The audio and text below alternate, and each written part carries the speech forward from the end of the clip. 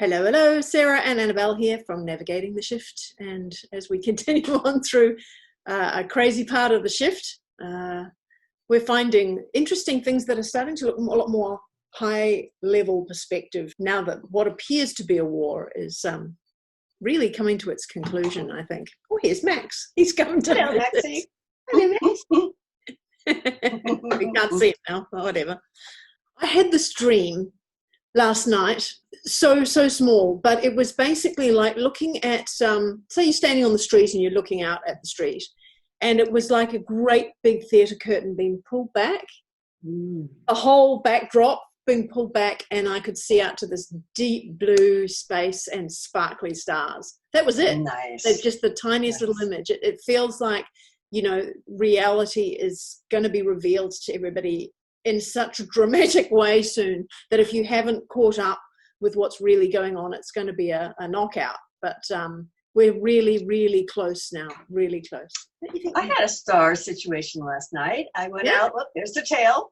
Pretty close to midnight. I just wanted to go outside. It was a really clear night. I lay down on my grass and looked up at the sky, and I just thought, wow, stars are so bright tonight. It's really clear. And if anybody is up there, if the star family is up there, show me. And the star that was like pretty much straight above me, all of a sudden, powered up, as they call it, got bright, and then moved off to the north.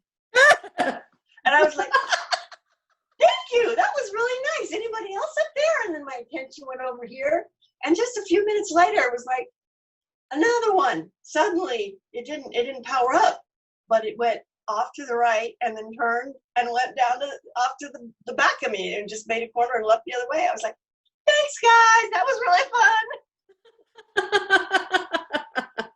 You just got to look for it. I always find, because I'm not out in the sort of the countryside where I can see the stars that well. There's a lot of light pollution because I'm quite close to the city of Sydney.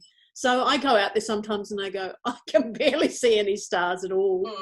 Oh, so I get to miss out on all of that stuff. But it's neat to hear it. That it's definitely I can say that's the first time I've had, like, first I sensed them there. I was like, you're there. I feel you, you know, and I've had that before. But to have the just sort of like on command, suddenly the thing goes, hi, bye. How cool. That's very cool. You know, the curtain, the veil's pushed aside and those stars are shining. Yeah. I encourage other people if you want to give it a try. And I just got this sense that there were so many of them up there. Like all of these things that I would call stars, many of them at any moment could just power up and buzz off. You know, it's just like, oh, you're all over the place up there, aren't you? Are there any planets there at all then, or are they all little ships watching? Carefully coordinating into the constellations. Get a chorus line going. So let's have a quick look at a quick roundup of what happened this week. I've got a few notes here, and I'm going to put all these links below so you can read all about them. We don't need to talk too much.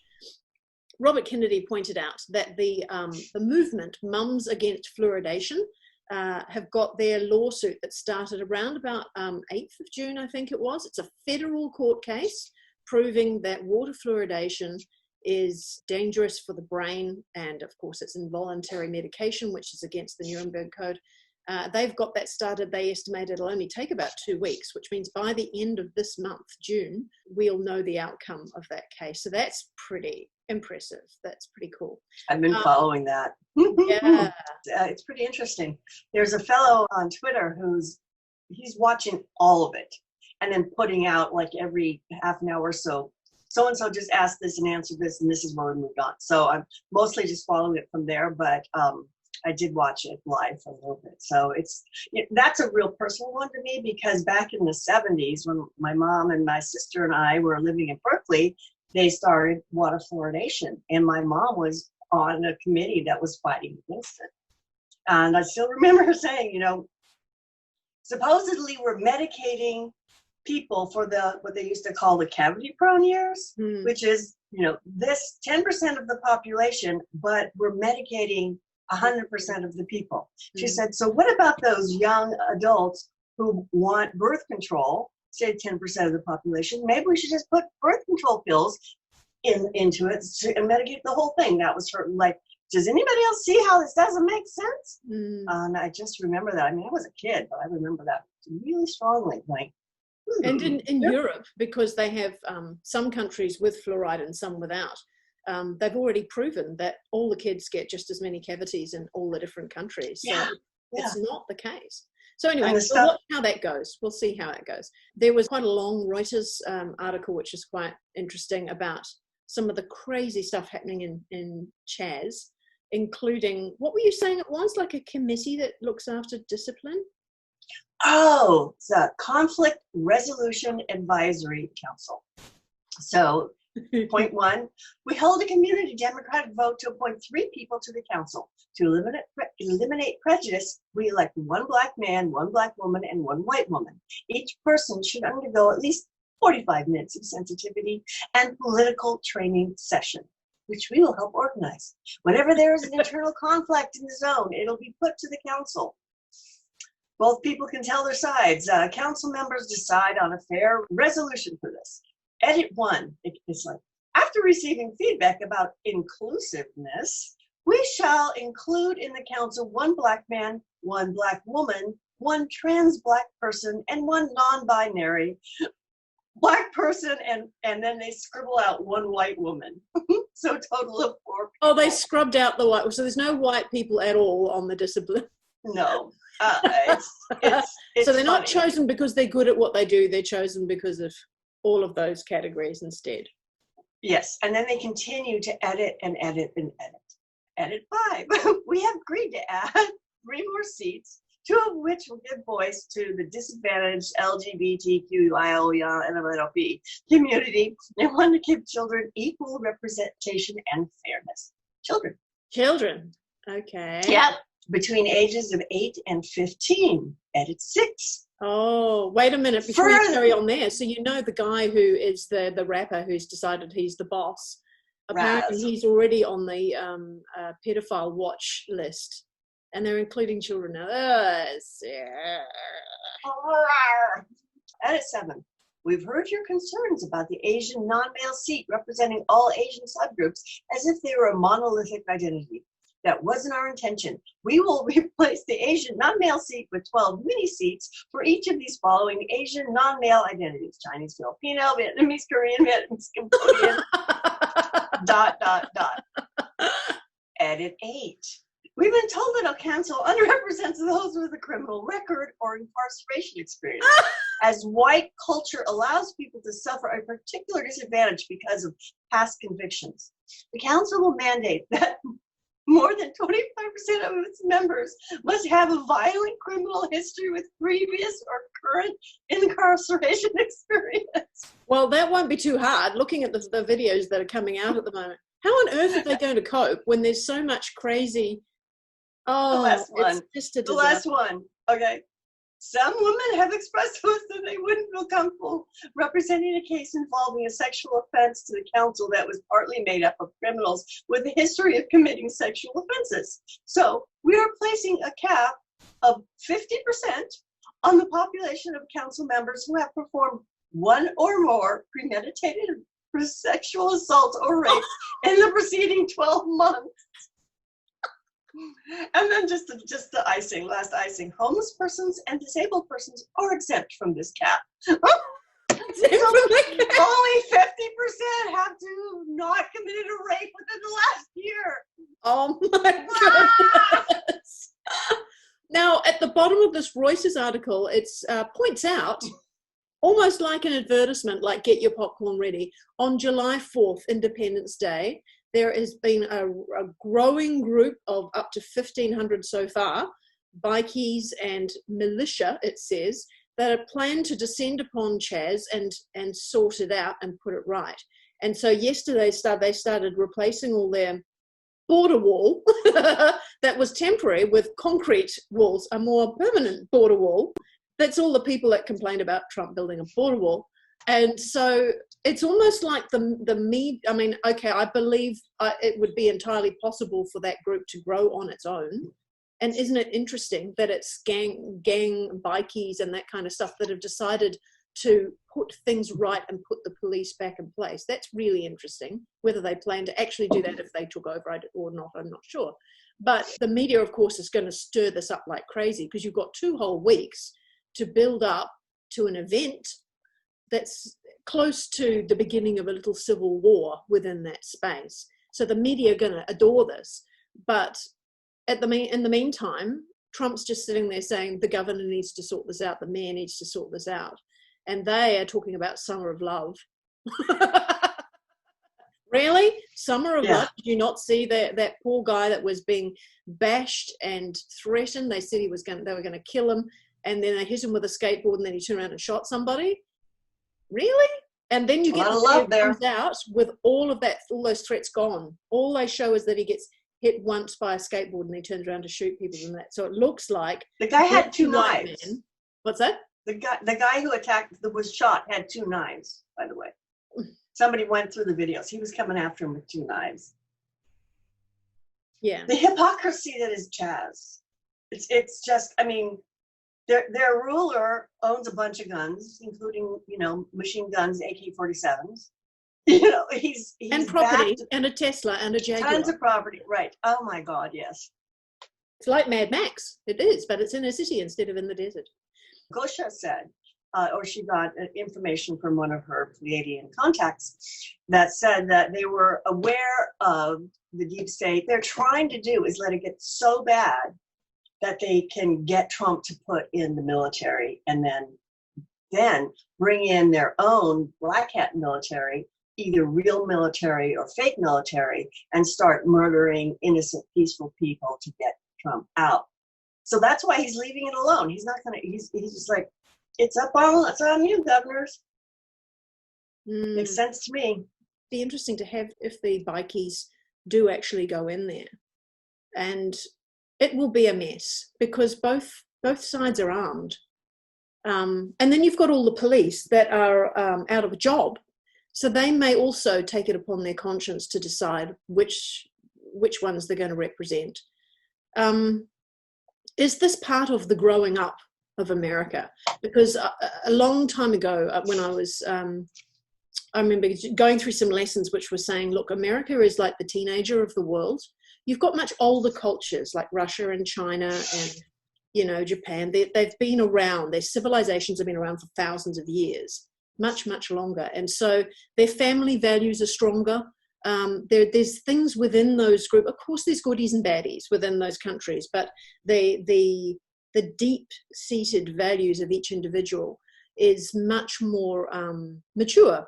Whereas America, all those that came in after the indigenous people that were there, that's only been a few centuries, and it's not as mature. It's not as set in its values, and those values have been destroyed as well through media and many other influences to break up families and make people more materialistic, not look after your grandparents. So all of these sorts of things where family values are really very important in the older cultures. It's not so much in America. It's almost like a chance to grow up right now. What is important? Looking after your family, really looking after your children, or is the father going to head out and spend all his time working just to make a fancier house that you can show off to people? And the mother, a lot of times. And the mother, and the children are abandoned to carers, and you don't really know what they're being taught. And regardless of what the carer says or how good they are, you've got parents that are neglecting their kids. And sometimes they have to. They're struggling in the world that has been created. So there's all these things that people are going to end up questioning, I think. It's fascinating to watch. Yep, I agree. So something else that came out recently about the Floyd thing was the woman who supposedly did the filming of it. A couple of things. One is she had posted evidently on her Facebook just a couple months earlier, I think, a video of a policeman putting his knee on a dog's neck. The same lady. And the same lady. And she's an activist about all this. And then she goes back to the scene the next day and puts on the most overdone, I was here yesterday, I'm the one who filmed it. And he was there and he was saying, I can't breathe,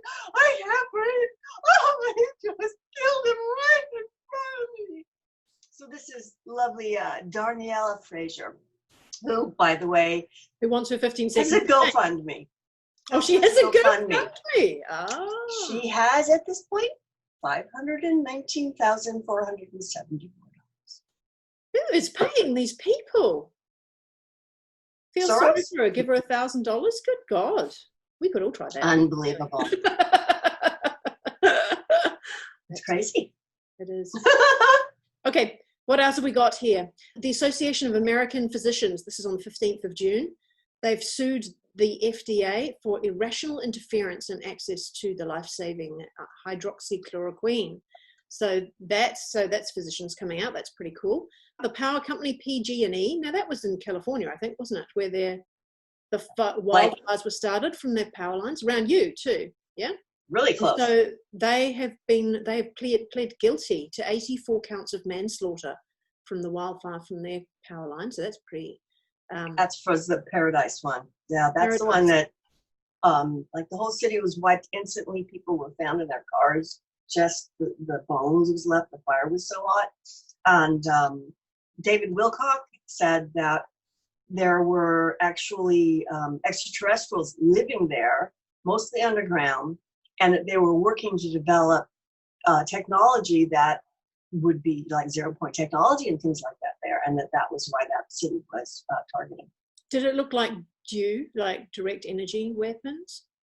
Oh yeah, yeah. There was lots of videos of that. Yeah, because it's so close to me. I mean, 3 years ago, I evacuated, and I've got super filters and air, into my furnace so I can just run the fan through my whole house. I've got air filters, HEPA filters, and masks and things because I've had weeks and weeks and weeks of smoke each year. So I don't know why. Not sure why they've decided that this particular area is the one that they want to get at. You, Sarah, they're attracted to you. These ETs. That's what it is. But however, we still also know that under your bus station is a human trafficking centre. But hopefully that's being cleaned up along the way with all the other ones as we go along. Yeah. And we have a very adorable little tiny airport. We've got 2 people to check you in and 5 seats to wait at, right? And you kind of drive off the freeway, sort of out into the fields a little. And every time I go there, I can feel my shoulders rise up. And I didn't know why. I'm like, oh, I don't like it here. I don't like it here. I don't like it here. And it would just build and build. And I thought, oh my God, they are probably trafficking a lot of people to this little airport. Right. Ooh. But at any rate, moving along. All being cleaned up, though. All being cleaned up. Oh, I saw on the 17th of June that the celebrities say no to an autonomous zone in Beverly Hills, even though they were the ones that were bailing all the Antifa protesters back out of the other cities. Oh, that's not in my neighborhood. Thank you very much. Also, there was a Twitter thread from 3 Days, 3 Nights about Trump's movements ever since he first came into the presidency, all the places he went, all the different countries he went. And the way it's written, along with all the photographs, was that each person is submission, all the way along, with symbolism as to how they're doing it, well, just the way they hold their hands, or whether they let him walk ahead, like the Queen and Prince Charles did. All of these things, to me, when I was tuning in and I was reading it, I thought, I don't think it's that clean.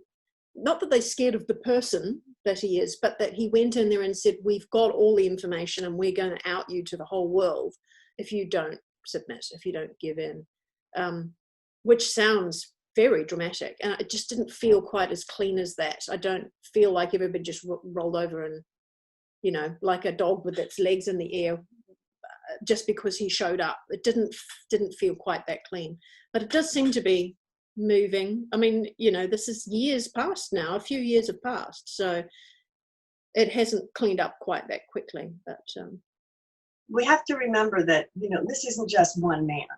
There is a huge alliance that existed long before Trump became president. Yep. And they have extraterrestrials assisting them. They've got the military. They've got everything. As Q often says, we have it all. And they've been planning this for a long time. And I believe, and a lot of other people believe, that they had that project Looking Glass, which Q referenced, which is being able to see in time. So, and then they would say future proves past, right? So if they had the ability to see a few years into the future, they know what the deep state's planning. And they can just go, oh, okay, well, they want to use this pandemic to try to shut down the U.S. economy and switch it over to Chinese yuans. You know, we're like, okay, well, instead, we're going to flip it around and get them to self-implode, you know? I think it's kind of cool.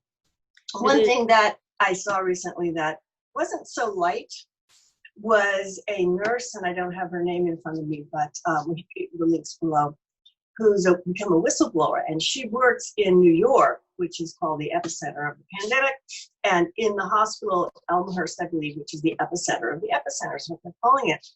And she says they're bringing non-COVID people in, just putting them in with COVID people. They're bypassing usual steps and just getting them right onto the ventilators, which kills them every time. And she told a story during one video I watched of one particular patient, a 37-year-old man who was doing fine. His family can't get in and speak for him. They won't allow them in. There was one particular doctor, and evidently this hospital is mostly residents. So, you know, like people learning to be doctors. And she says they obey rules. And then there's the higher ups that are telling them what to do. And she got into an argument, and she's been filming a lot of this, with one of the doctors, where she said, I won't do that. If he codes, even though he doesn't have a DNR, do not resuscitate, they're saying, no, don't do codes on him. She goes, I won't do that. I'm going to be jumping on his chest. I don't care what you tell me. You know, so she was very upset, and finally just like, I'm coming out and telling the world. This push for the ventilators was to get people dead. And why do the hospitals go along with this? $29,000 goes to the hospital for each person they put on a ventilator. And so like Medicare, Medicaid, you know, all of that is just pouring money out. So they're pumping up all the data as much as they can. And in Brazil, a bunch of councilmen, or what were I can't remember, government officials broke into one of their hospitals that was supposed to be the high-end hospital. It had 5,000 patients and 200 deaths, and they went inside there, and the place wasn't finished. It was a mess, and there were 0 patients. Oh. So all secrets will be revealed, you know? It's and it's all coming out. There are casualties. Mainstream media, but yeah, there are casualties along the way. There are people who think they're doing the right thing by getting involved and then find themselves in a sticky situation where they can't get out. There's casualties through this part, but like we said last week, observe. This is a movie, and you're in the audience. Do not volunteer to be an extra at this point. No, especially if they are planning on, I mean, don't go out to any protests, especially if they are planning to bring in fake military or black hat military and fire on peaceful protesters. I think that's where you do not want to be. At the beginning of this year, when I did my annual, you know, looking forward to the year prediction stuff, I said, this is the year of, you know, the one where we'll go, there was before 2020 and after 2020. And it looks like we're building up toward a lot of stuff happening around the solstice. There's a lot of energy behind it. There's a lot of people doing mass meditations, including me. And I pulled up the chart for it, and I can tell you, you know, it's pretty potent. You've got, once again, Pluto and Jupiter and Saturn conjunct in Capricorn, all retrograde.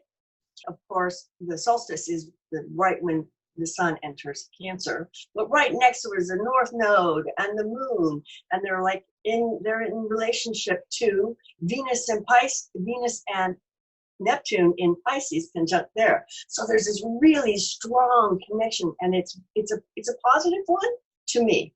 For one thing, when things are retrograde, it tends to be more introspective and less physical violence on the outside, and you also have some difficult connections, but it's with like the North Node, which is, you think of it is the most positive path you can take. So I think, well, I'm going to hold a webinar and a guided meditation, and there will be a link below here. You're all invited. It's free. So let's get in on it. The actual solstice is where I live, the Saturday, June 20th at 2:48 Pacific time. So that'd be 5:48 Eastern. And in Sydney, I've looked it up, it's the 21st at 8:48 in the morning for you. Very civilized. There we go. Everybody, it's an easy time to get together. There's a whole lot of energy backing us. People are breaking free, and we're going to celebrate freedom. We're going to and new earth and all kinds of good stuff. I'm going to talk in detail for some people who haven't watched our shows or aren't up with it, because people are still nervous. I've talked to a few clients who are like, I'm worried. I'm like, go get yourself some sleep, you know. My husband watches TV 24/7. He's not working, and it's over and over, and I'm trying not to pay attention to it. I'm like, turn it off. Turn it off Yep. and go and have some fun. Go to the bedroom. Go and have some fun. Yeah, there's much more pleasant ways to spend the day than staring at the news, that's for sure.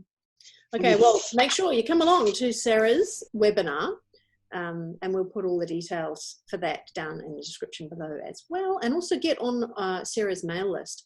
You can go to the website, magicreation.com, and the details will be on the homepage, and so you can sign up for the webinar.